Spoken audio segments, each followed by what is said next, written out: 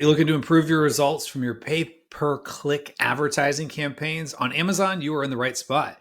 My name is Kevin Sanderson. I am the marketing and partnerships guy here at My Amazon Guy, and we're going to be answering your questions regarding pay-per-click advertising. What are negative keywords, and do I need them as the beginning? Yeah, great question. All right.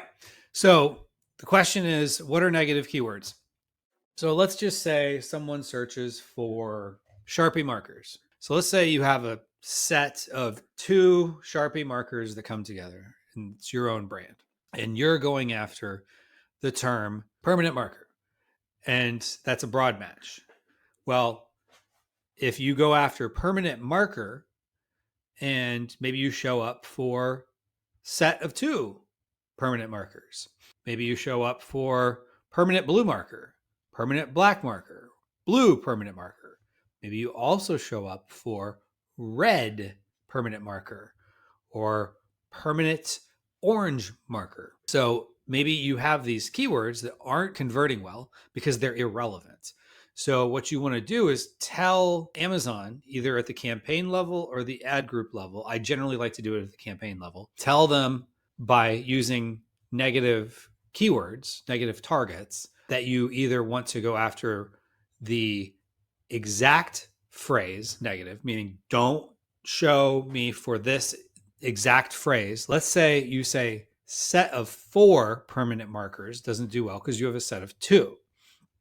So you exact negate the phrase set of permanent markers because for whatever reason, set of permanent markers doesn't work, but maybe permanent markers set of 2 does work. You don't want to exclude yourself every time the word set shows up, but you want to be very specific and surgical, very laser focused on that one particular phrase that you don't want to show up for. But maybe other times the word for works and you get sales. So you don't want to just cut it off too hard. So when in doubt, use exact negations. Hopefully that helped with at least understanding negations.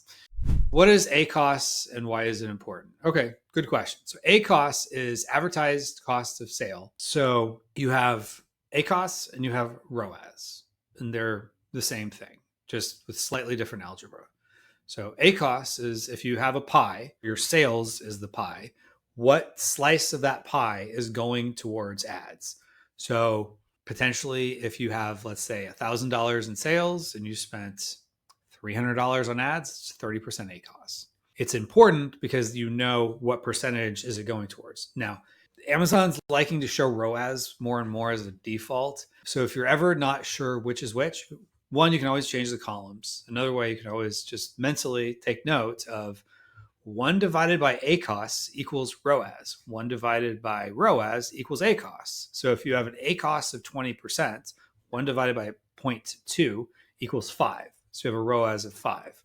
If you have a ROAS of 4, 1 divided by 4 equals 0.25 or 25%. So your ACOS is 25%. We always want to know how profitable we are and how much encroachment on our margins is happening with ads. So that's why it's important. What KPIs are most important and how they work, and can you explain them briefly? Yes. So I would say at the end of the day, are you making sales and are you doing it profitably?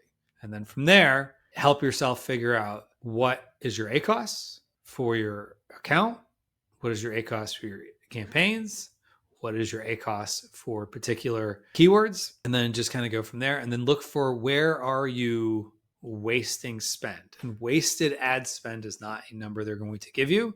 But my favorite way to do that is just go on the targeting tab. This is beneficial for everyone if you've not ever done this before. Look at year to date or this year. I forget exactly how they phrase it, but change it to basically year to date numbers. So campaign manager, targeting tab, look at year to date, and it's going to show you targeting, meaning all the keywords you're going after in your account. Sort by spend, filter by orders equals 0. So where are you wasting the most money and not getting any sales? And it'll oftentimes surprise you. If you're looking at your optimizations in, let's say, a 1-week window, a 3-day window, a 30-day window, you're going to find you have a lot of clicks that are a little onesie twosies, as we call them. One click here, two clicks there.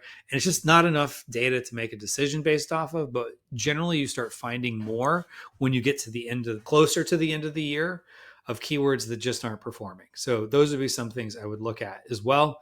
So ultimately, to answer your question, sales and costs is really what it comes down to. After that, everything else is kind of supplementary. There's a lot of numbers you can look at, a lot of things you can get hung up on, but if are you making sales and are you doing it at least profitably and are you growing?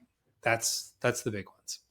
What bids should I set at the start of the campaign for each match type? All right, Amazon's going to make suggestions. My suggestion is don't necessarily use Amazon's suggested bids because they're just that. They're suggested bids. It's not like, hey, these are required if you want to actually be in the game. It's what Amazon suggests you use. Of course, it would be great. Just it's our suggestion. And I don't think it comes from a bad place, but Amazon wants to increase shareholder value and ads are one of it. So it's kind of a natural bias for Amazon to, I don't want to use the term inflate those bids, but a little higher than maybe what you would need it to be. So now if you're trying to figure out like, okay, what could I do?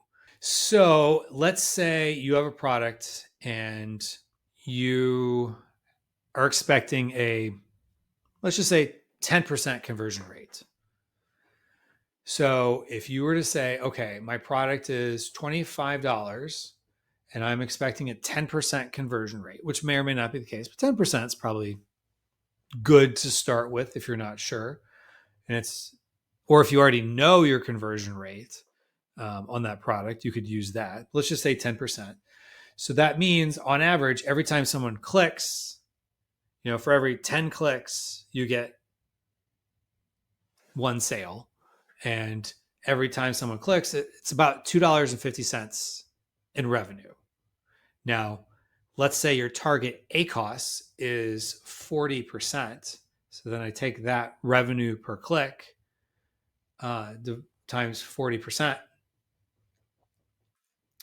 So that's $1. So that means I could spend $1 per click and make my goal of 40% initial ACOS.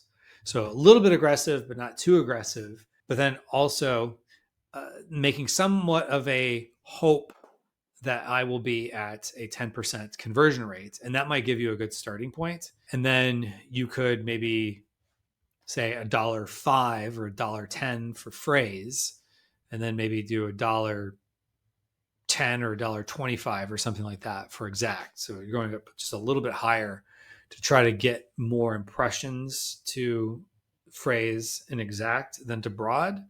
But if you're making the sales in broad for that particular keyword, for that exact phrase, then so be it. Sometimes that just happens. All right. So hopefully that helped you there. What is the ideal bid for an auto campaign when bidding strategy is most suitable for how many bids? Personally, I like down only. I know some people love fixed bids. Some people like up and down. I think up and down is just saying, hey, Amazon, just spend more of my money, please. Fixed bid, like, why spend $1 per click if you can spend 87 cents? But you might not know it's only going to be 87 cents. So let the algorithm do that for you. I personally am the down only guy. But as far as like picking the bid, it's kind of like I was showing earlier. You basically take whatever your selling price is, time your conversion rate. Your conversion rate, you may have to make some assumptions. And so if it's, 10%, then it's times 0.1. So selling price times conversion rate gives you revenue per click on average. So every time someone clicks, what is your revenue going to be? Multiply that number times your desired ACOS, and that will give you how much you can spend.